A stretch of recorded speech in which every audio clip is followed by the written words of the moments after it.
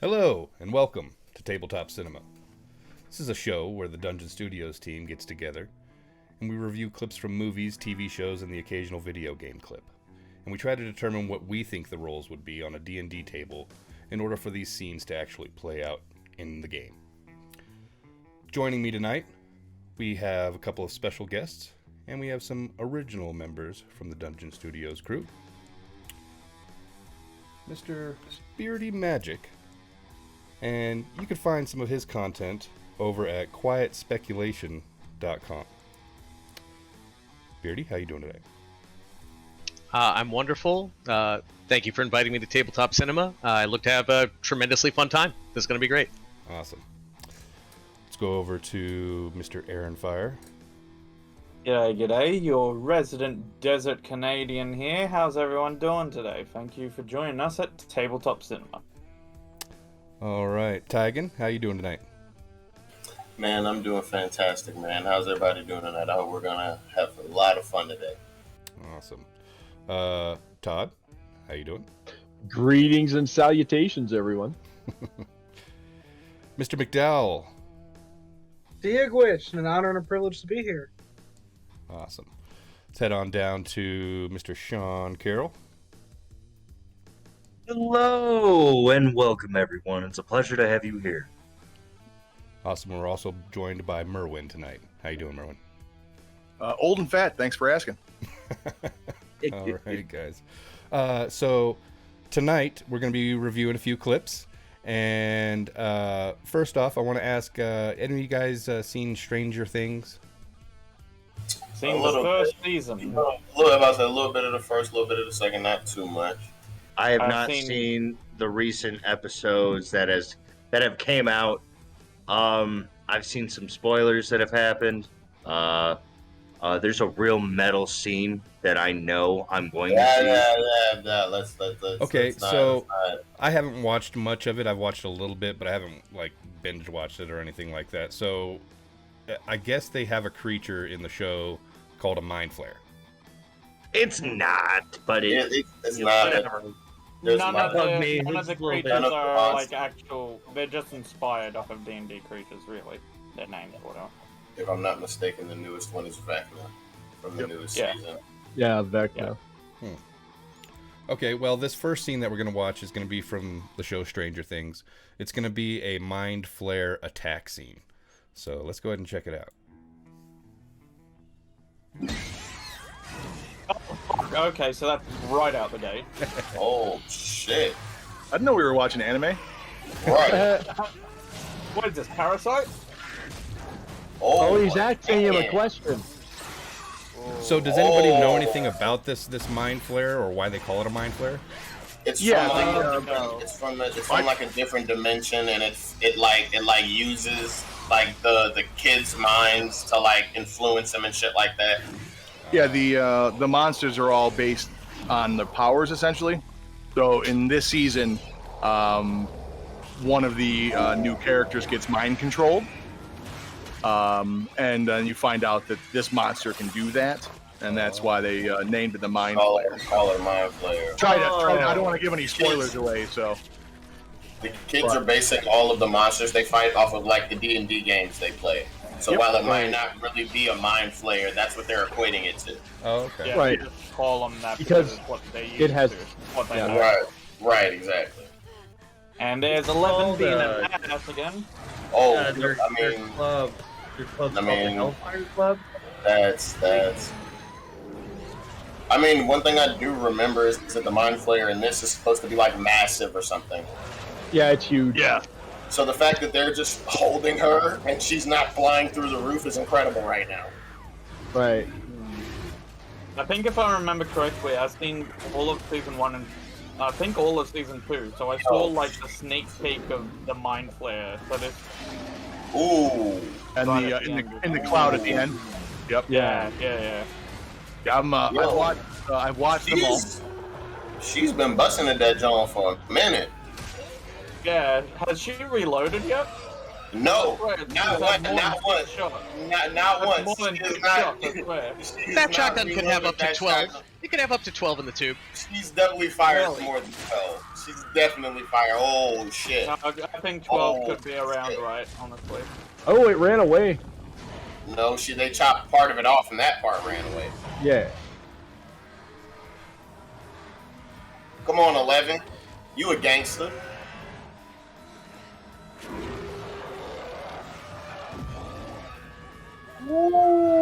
So she's got like psychic powers, right? Yeah. Yeah, more- telekinesis. she's a scientist. Oh. All right, Yeah, guys. she's got like hella telekinesis stuff. Yeah. So she's- right there, that end scene, he failed his wisdom save.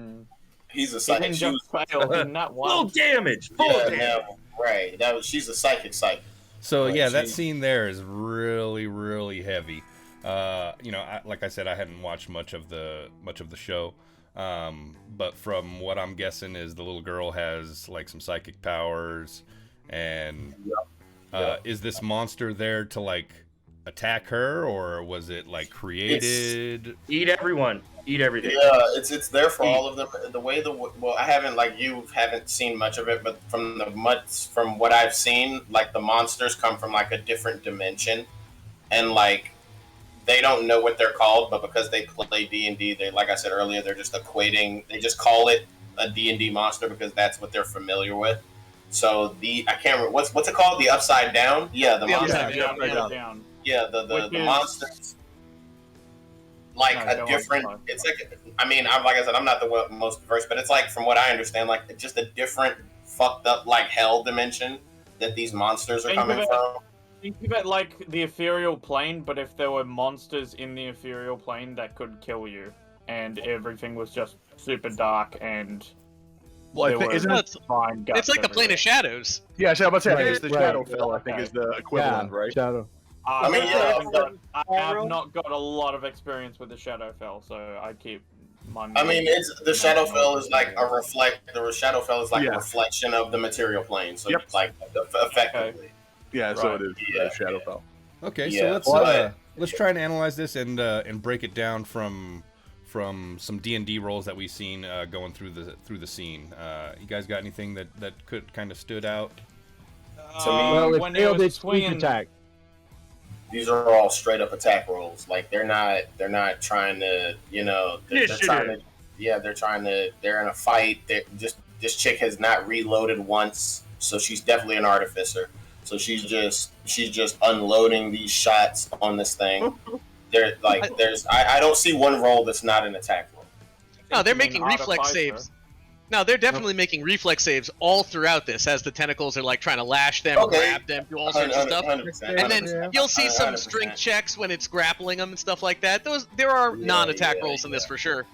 Yeah, I'll agree with that. But A lot of most when of he was it, I'll swinging say that- like 80% of it is combat though. A lot of when he was swinging that axe, he was making the hits, he was making the attack rolls, but then the damage rolls were just poor as shit. Yeah, It's- it's like it's rolling real- ones. Or on. it's resistant to BPS. Good. Or non-magical BPS. It could just Okay. he was he was going at it. I feel like the fact that it's just a tentacle would probably say that it's not, but it could be. I can't really. Okay. Well, they've, real quick. What would her roles be? What roles would she be making here to be doing what she's doing if it were in D&D? Are you See, talking Why about? don't you You get mean- I when can't you be talk- part of your class? Are we when talking you're about talking 11? about She would definitely be a an aberrant mind sorcerer, because that's the only magic class I'm aware of that has psionics. So Oh, she Mystic. would just be casting whatever that all the psionic shit she's doing. It's just telekinesis. Yeah, so rolls to hit. It's not necessarily rolls to hit, but it's just making the creature do saves, because Yeah. it's she's holding it back, and at the end, like that. What spell is that shit? It's called it's like a really high level psychic screen. Well, Psychic telekinesis. screen. Psychic screen. That's what it's called. That's what I'm that just looks like at the imagining end, Mage Hand. where she just used the telekinesis to just pull this thing's head apart. Well, And right. like that's like I think I'd say she's just casting spells at it, making it make a shit ton of saves. I don't think Let me 11 herself. is the one. Throw a breakdown in here. So I think what we're seeing. So this is like your typical set piece kind of fight. Begins with the monster breaking in with the tentacle attacks, and then would have either legendary or layer action to get the fear effect out there. And as you notice, most of the kids are in the back, not getting closer to it, not going after it, or when they do, they miss a shit ton, really ineffective attacks until as the fight goes on, they start to make those rolls. They would start to get ahead on the fear check, so now they can start acting like Lucas here. Gets in with a nice whack, and then this is the classic tentacle monster kind of mechanic where it can grip you with its nuts there, but if you do enough damage to the tentacle, it'll drop you. That's a long-standing mechanic. So yeah, I feel that. Yep. Solid. Yeah, I got a lot of debate about what exactly 11's class would be, because if you go old school, because I'm old, there's a Psionicist with just a straight old class, right? And then in the modern, and then as you progress in the rules, it could be a feat chain that gives telekinesis or similar abilities, or a kit if you're second edition, or you get into the newer editions, it could be a subclass that has it, just happens to have those abilities. But it's never really clear in the show exactly why she can do it. With 5e, I'd probably say sorcerer with some type of subclass or feat. I think I go aberrant mind sorcerer. Yeah. Okay, guys. As far as my knowledge goes, though, the main explanation they sort of give is that she was experimented on, but I haven't seen season 3, so I can't quote anything. She was a test subject from what I remember. Well, so not to give any spoilers away, you find out in the current season that isn't necessarily all there is to it. So they muddy the waters again. Like you think they're good about that in the show. You think that you have a handle on what's going on, and then they throw a little twist in there, and you're like, oh, and then it screws up everything you thought was happening. Yeah, I had a feeling that was gonna sort of happen. They've been good about that. What I like to point out, just to throw a little old school spin on it, might be a wizard potentially. If you look at some of the older rules or other systems where spellcasting has that physical drain on the caster, because every time she gets deep in the power, she starts getting the nosebleed. And, she can actually knock herself out, if I remember. Yeah, that's an old mechanic that doesn't exist anymore. All you youngins are not familiar with having to pay to play, but here we are. Right. One last thing. I love this thing. The classic. Dude, all right. So, and I'm like, all about this. So, guys, I think we did a good job of breaking down that scene there. Obviously, if the viewers think that we missed some roles, or maybe should have touched on some lore, or shouldn't have touched on some lore, feel free to drop that shit in the comments below. Or favorite. Also, you can go ahead and hit the subscribe button if you like the content that you're seeing. You can head over and check out some of our socials like Facebook. And right now, we're going to go ahead and take a break. When we come back, we'll review some more clips. Hello there, adventurer. I see your interest in the vast wealth of knowledge I've acquired and stored over the years. It's fantastic. Come in, out of the sand and the sun, take a look around. It's not every day such an interesting and willing group of guests stumble upon my library. Feel free to explore. It's been years since the last group came through here, and they looked much less promising than you. I'm sure you'll find all sorts of interesting things, if you know where to look. But be warned, this library holds more than just books and scrolls, and only the worthy are allowed to leave with the knowledge that they find. So I suppose the real question is, do you have what it takes to impress me? Explore Leto's library, and more from the world of Eneron. Sign up for our mailing list to be sure that you're not going to miss any of our upcoming content.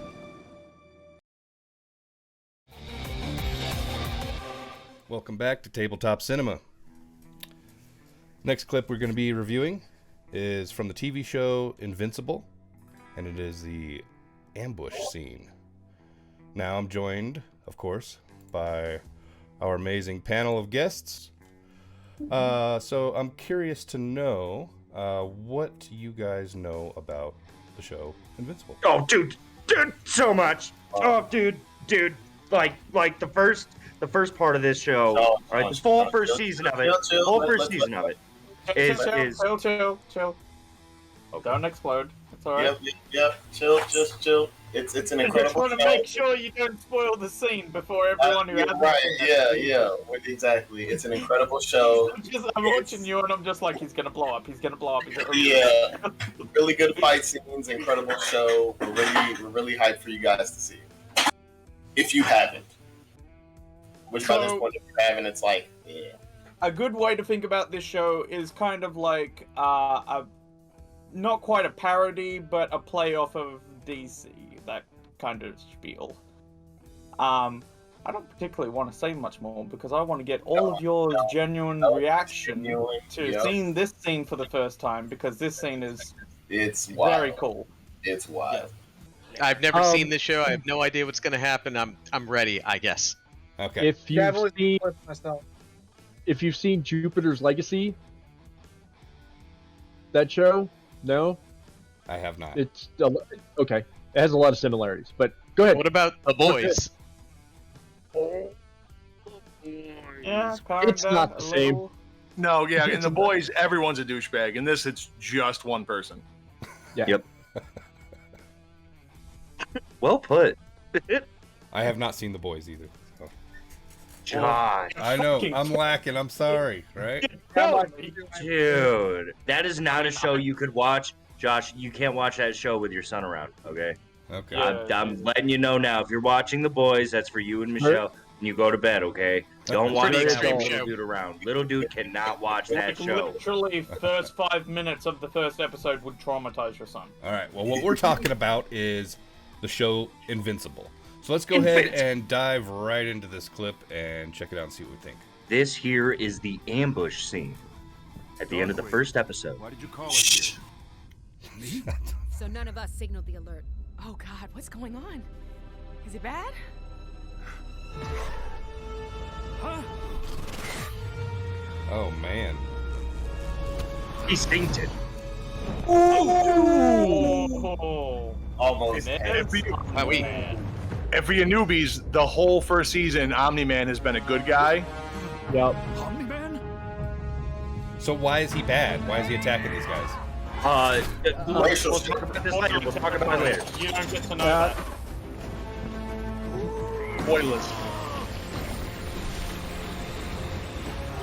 Good to know that the Aqua character is lame in every universe. Yeah, well. Hey, the Flash dude, my man Red, something. He's MVP. That's where he messed up right there. That's where he messed up. He shouldn't have attacked.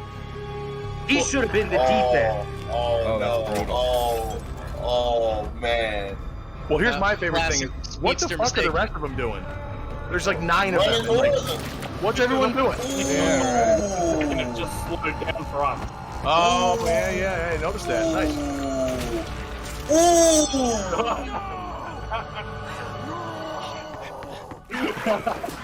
Somebody mentioned enemy. Is this Fist of the North Star? What the heck?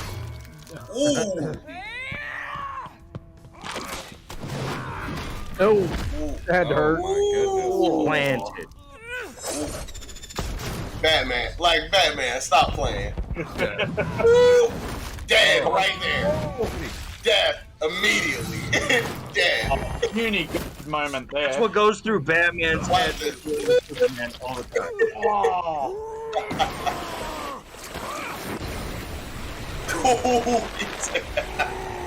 Body shield.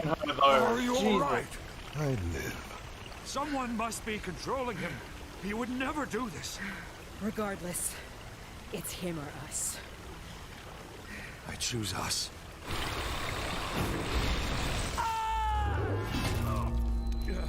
Damn. Rung his bell. Rung his bell.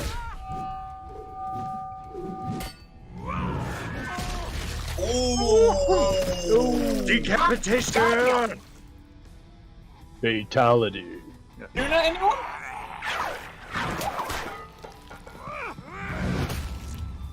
Ooh. It's good that he takes damage. Like that's, I cannot stand Superman. Yeah, because he's like The only drama with him is everybody else. At least here, Omni Man gets the shit kicked out of him. Right. Well, he doesn't have the density control that Superman does. Don't try to defend. Don't try. Jesus. Wait for it. Oh. No answer. No answer. God dang. He was wearing his high karate that day. Oh. He's like, I did it. I fucking did it, man. He definitely has his own dojo. So, real quick, something to note from the ambush scene here is Omni Man tried taking out the strongest dude first to get him out of the way. But Red Flash, I think his name is Red Rush. Red Rush. Right. Yeah, he saved his the day. perception is off the charts. He's got like a 20 natural, a passive perception. Oh yeah, 100%. Yeah, because he knew something was going on like before he even showed in the room. Okay, so you guys can answer my original question. Why is Omni Man attacking these guys? Do you want the long answer or the short answer? How about can I get a answer from Merwin? All right, I'll give it to you without trying to spoil too much. Yep. You find out that he has an ulterior motive that he's been hiding, waiting until his son shows his heritage, and once he knows his son has powers, then the time has come to put his original purpose and his original plan into action, and the Guardians of the Globe here are the only thing that can stand in his way, potentially.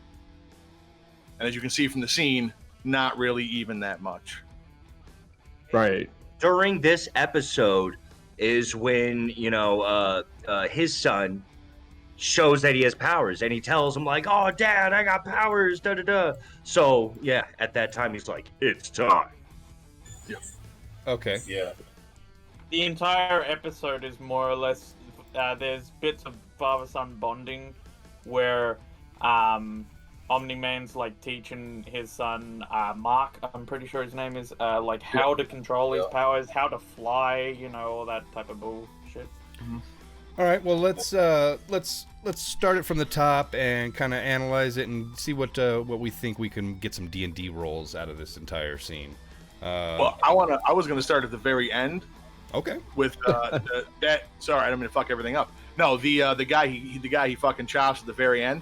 The Immortal. That is the fucking barbarian rage, too angry to die. He's got a hole through his body, and he's like, "Nah, fuck it, I'm not going down." Until, of course, until he loses his nugget. So, but I think Barbarian would be a good one for the Immortal, actually, because that kind of feels about right. Later, spoilers, later in the series when he shows up again, hence his name Immortal, like he just fucking flies off into a rage right to start, and that's the whole second. He's like, "Where is Omni Man? Where is he?"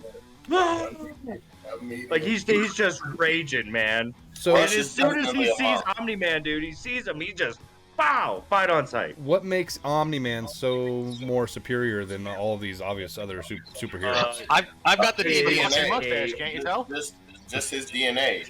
Omni Man is like they said, effectively Superman. So it's like these are effectively mutants that have just these random powers.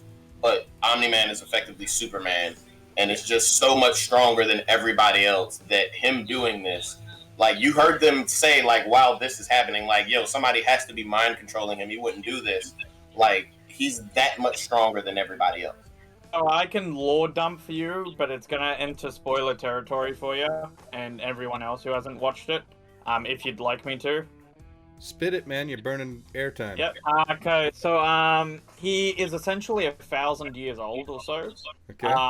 Essentially, they're immortal. Viltrumites are immortal, so they're ageless. And his entire civilization, 500, 700 years ago, decided they wanted to conquer all the known universe. So they started by killing off as many Viltrumites as possible, so only the strongest were left at the end of it. He was one of the ones that was left at the end of it. So they're Saiyans? Yeah. Kinda. Yeah. They're a war culture. Yeah. Warrior race. Okay. They've dominated a lot of the universe. So we got a fair Yeah, breakdown. Guardian thrown in there because they get stronger as they get older. So. Yeah. They die. They can die of old age, but I mean, I don't think that's happened. No, because they fight. They're a warrior race, so they fight. I don't think they're immortal. I just think they're like so long, like just a long. Yeah, they do. They do. Yeah, they have long lives. Okay. Yeah, they just live for a long time. All right. Well, my second volley of D&D stats for this scene. The fish guy clearly is the new player that totally misspec'd his character and just can't do anything useful. That's that guy.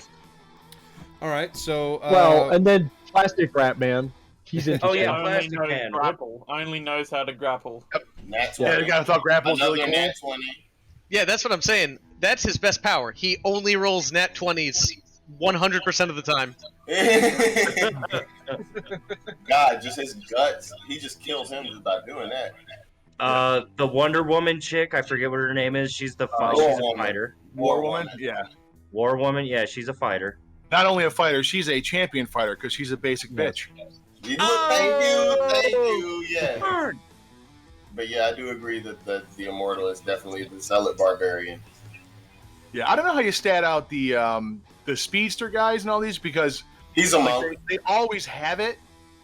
So I don't know that there's really a very good equivalent in D&D because like haste wears off, and they kind of have it all the time. I guess that would be the closest thing you can get to it. A monk with the boots of speed.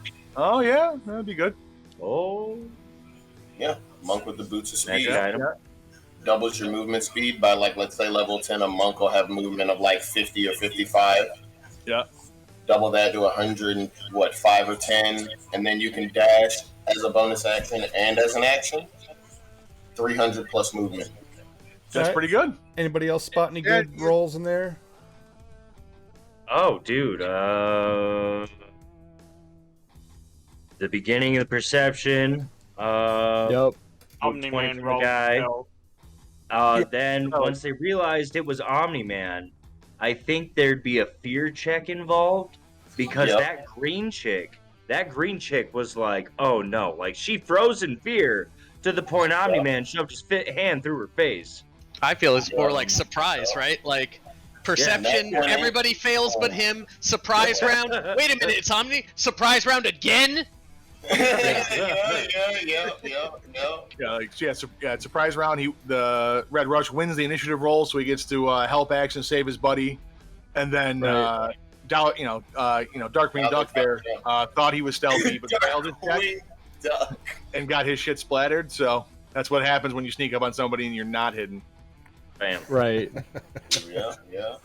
The Batman guy. That guy was making.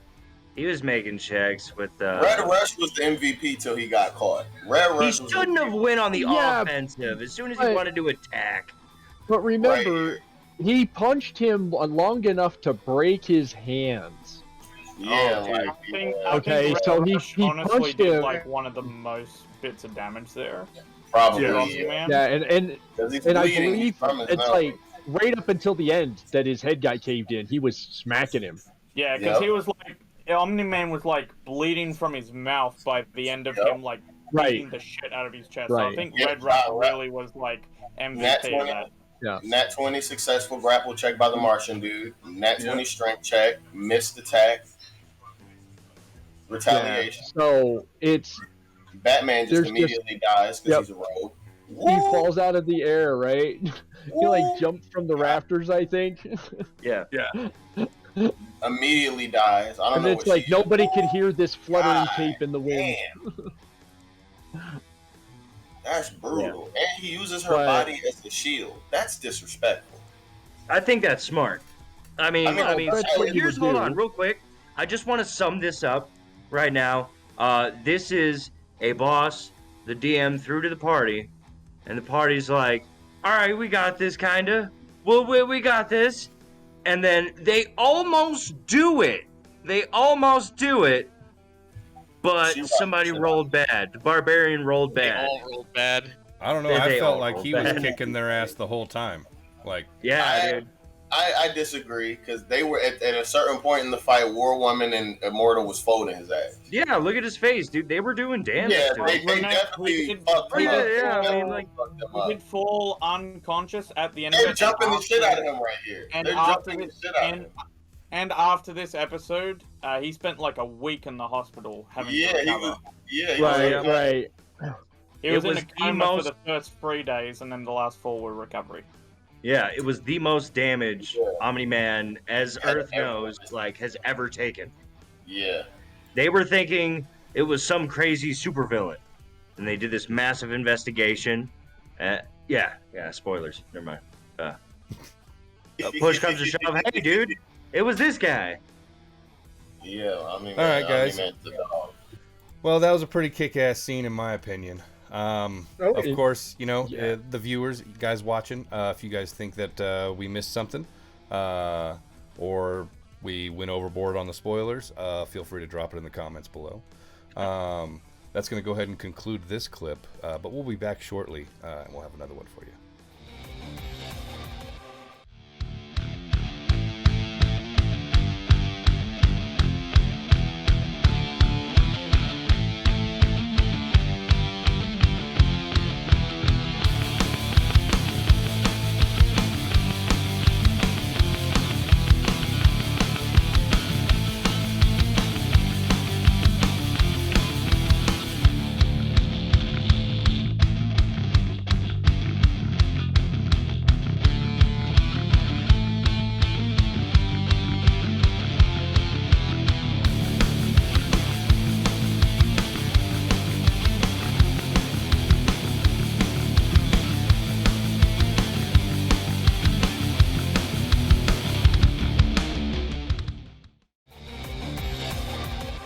Hello and welcome back to Tabletop Cinema.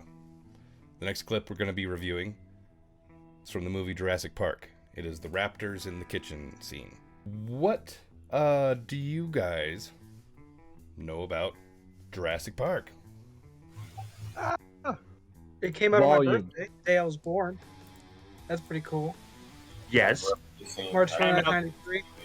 I know, I'm a youngin. Wait, didn't it come out? No, it's got Jurassic stuff in it and a park. Oh, okay. Jurassic Park was the first time that I had read the book first and then saw the movie, and then I said, "Wow, I mean the book was like significantly better. Why didn't they just, make the movie like the book?" It's the first time I can really remember thinking that. Really? Wow. Really? So cool. That movie Jurassic Park, it was one of those movies in cinema that kind of Classic. well, it kind of changed the way you look at some type of films, To me, they've tried to make dinosaur movies after Jurassic Park, and every single one of them was garbage. You know what I mean?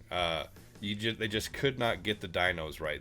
Whoever they got to make these dinos was phenomenal. It looked ILM, wasn't it? I don't know. Yeah, Jurassic Park revolutionized like animatronics and stuff like that. You know that they did actually kind of get the dinosaurs wrong in this one too. In the first movie, there'd be more feathers. Yeah, They have no feathers. There would be a lot of feathers. Be that as it may. They still keep making that mistake as well in the Yeah, modern ones. Plus, aren't velociraptors like supposed to be Deinonychus, and they just said screw it, like they just switched them? Yes. Yeah, no, these are Utah Raptors. These are the bigger ones. These Yeah, are like the bigger, 6 yeah. footers that are like 600 pounds. Oh, And then the dude. Velociraptor is smaller. They're kind of like the size of, I don't want to say turkeys, like something between like a chicken and a turkey.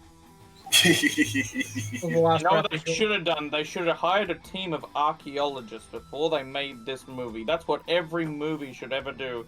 Every movie should hire a team of archaeologists. I think that's what they were hoping they were getting with that one guy. They had paleontologists in the movie. And he's Doesn't that insane. count?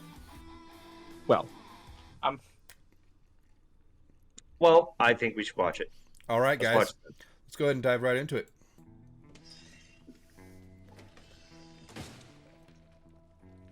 Who's in the kitchen with Dinah? Dino. Yep. Dinos. Who's in the kitchen? Wait. Dinos. Oh, the cinematics on this is amazing. I mean, you see the raptor; it's incredible. I can smell you. I watched this in a theater, and that scene right there was absolutely awesome. I love how they remembered to actually do that. The kids do a great job in this movie too. The fear, they make the fear. Well, when I was a kid watching this with my dad, I didn't like that scene because it scared me. Because I'm like I was Yeah, it's that right there. You're like, what? This was the bit that freaked me out when I watched it. Them opening the door, that freaked me out. I was a little baby when oh man. That made me laugh though. The door opening freaked me out, the headbutting made me laugh. Timmy, what is it? It's a velociraptor. It's inside. I didn't like the kids though. Like it kind of pissed me off. Like, why would you run and hide behind that? Why wouldn't you try to climb in somewhere? Why wouldn't you try to find another escape? What? They just ran in there, hid, and froze. And I'm like, a kid younger than them, and I'm like, I wouldn't do that. They do all the things you said in this scene. And terrified. Why would you act scared? Why would you panic? Because I was a big boy and I knew what to do. You'd have got eaten just as fast as anybody else, man. Maybe. But will we ever know? No. Probably fast. You're looking kinda delicious. Honestly, after seeing you with the finger food, you're looking kinda delicious right now. The toe tap was awesome. Yeah.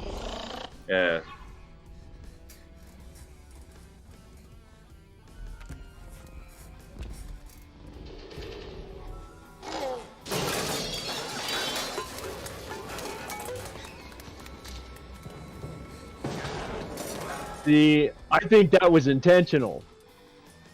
Yeah. I think it knocked that stuff off the counter to find out where they were. Clever girl. Oh, clever girl. Yeah, he's like, no, let's get up here. It's over, Anakin. I have the higher ground.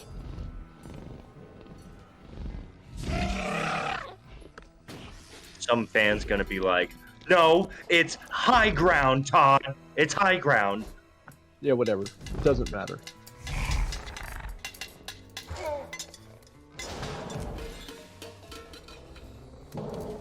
That was a good distraction. I remember these looking nicer on the eyes as a kid. That looks good. It's held up. It's held up. It's not great, but it's held up.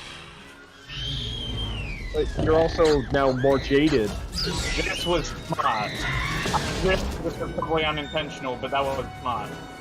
Knocked itself the fuck out.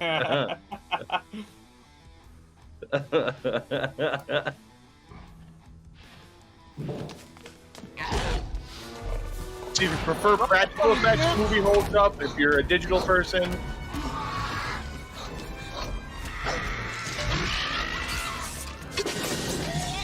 oh, Mamboyo. Oh man. Can you see that? Farm run. doesn't she know you're supposed to put him behind you? You run faster. Oh, the Naruto run.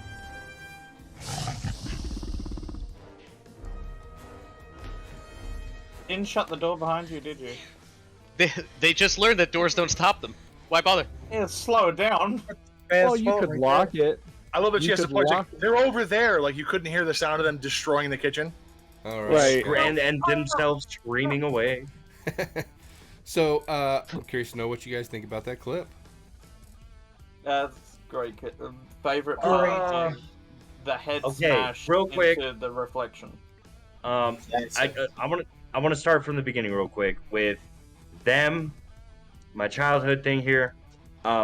They just froze behind something and didn't investigate the room. They walked in the room and hid behind the first thing that they did. So they both failed a fear check.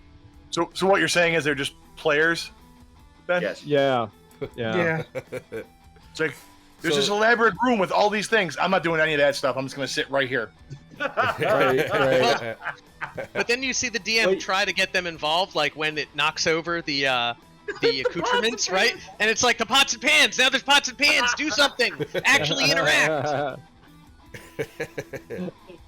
Oh, that's good. Yeah, man. We gotta find a way to get into this chest. Doesn't matter what it takes. There's a bunch of cool effects in there that they didn't cause, but D&D characters could, like the greased in place of the ice and the slippery. Yeah, I've had too many mugs. Ice on the floor, the reflection trick in them. Those are all awesome, like little wizard tricks that they could do. Absolutely, I agree with that. I ain't gonna front. Had that raptor and I ran into the thing and knocked herself out, that girl would have died. He knocked, dude. That raptor was like, yes.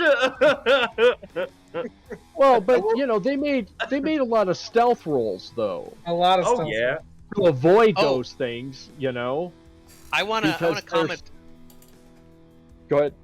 No, I want to comment on that because what I think you see here is that a DM that makes this scene, right? He could make it about just making stealth rolls, right?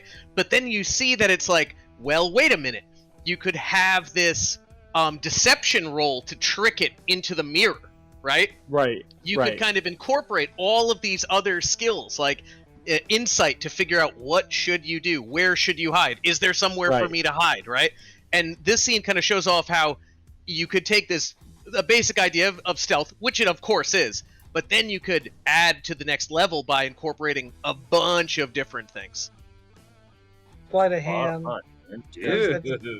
And on that point, this would be a good example of a DM who goes with the rules as intended or rule of cool versus rules as written, because I don't think there's a written mechanical rule for taunting or distracting an enemy away from someone. But the spoon, they do the spoon thing and does that. Yeah. Right. And I but can certainly that's a see deception. DMs. Yeah, but the DM's got to allow that to work, though. Right. Right, But he could be like, well, screw that, bigger food over here. Yeah, it's hunting you by smell, so it's not going to be distracted by that sound. Oh. Well, do that. But why? But you're setting your players up for failure. I mean, they're just trying to get away from two dinosaurs. Hey, some players or their DMs are dicks, man. I'm not trying to win the game when I run the game.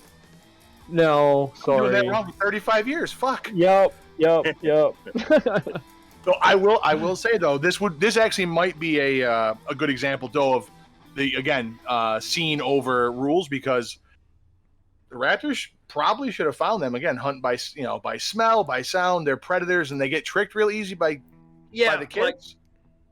Absolutely. Well, but it's you know a what I mean? similar When they're sound. If they smell them into, I'm sorry, Todd. If they smell them into the room, right? How could they not just narrow their scent right to where they were at with that raptor? But those particles float on the air. Yeah, but those particles float on the air. They don't know exactly where the smell is. They know that it's in that room, and the closer they move in one direction, it gets stronger. But they can't triangulate you based on smell. No, but there's not a creature that can do that because it's an air movement thing. They can do it with sound. They also don't move very fast. That's the thing. They're not. They're not dashing around that room. They're going slow because the DM wants this to. You want to build the tension. So if you had things bust in there at 40 miles an hour, tearing the place up, you get a bunch of dead halflings, and it's game over. Right. Yeah, Magic Beard over there, man. He had a good point. They're in a kitchen. Well, there's that too. And and it was up and operational until only a couple hours before. So right. Oh, there's probably all sorts of other smells and things that are going on in that kitchen. So they're checking it out slowly. They're sniffing, they're looking around, and the DM's like giving their players opportunities, right? And it's like, if they just do nothing, well, eventually the raptors are going to be on top of them, and then it's a combat encounter, right? Right. The raptors would indeed be making their own checks, as far as tracking and things like that as well, Well, and because they're raptors or predatory animals, their eyesight is based off of movement, and they're not very long visioned. They have a very short field of vision where they can actually know what they're looking at. So, like, when the girl came out and was tapping the ladle on the ground, and it looked over in that direction, because it sounded probably to it like another toe tap from another one, because they were separated at that point. Oh, that's an interesting way to think of that. Yeah. Oh, to mimic it, that's a really cool idea. Right, that's why, like I'm saying, it was a deception roll. That's what you would check with that. You'd say, okay, this is what I'm going to do. I'm going to tap it on the ground and try and get its attention. And it's like, well, how? And you're like, oh, I'm going to tap it like it tapped its claw. And I want to distract it. So, yeah. That's fucking interesting. Well put, dude. Nice. Yeah, it's clever. Cool, man. Anybody else? Clever girl. Just that the other half of the party is gearing up, and they're like, nobody would be fucking dumb enough to run off by themselves with these things running around. Obviously not, right? Where'd the road go? Where's the halfling? Where are the halflings at? Shit! Weren't you watching the halfling? Just like the halflings to be found in the kitchen, right? Makes sense. Right. But that's a good one. All right, guys. I really enjoy having you guys here, hanging out, watching these clips, doing some commentary, calling out some roles. It's really cool. Those viewing at home, if you guys think this stuff is cool, feel free to hit that subscribe button down there. Check out some of our social medias. And until next time, this has been Tabletop Cinema.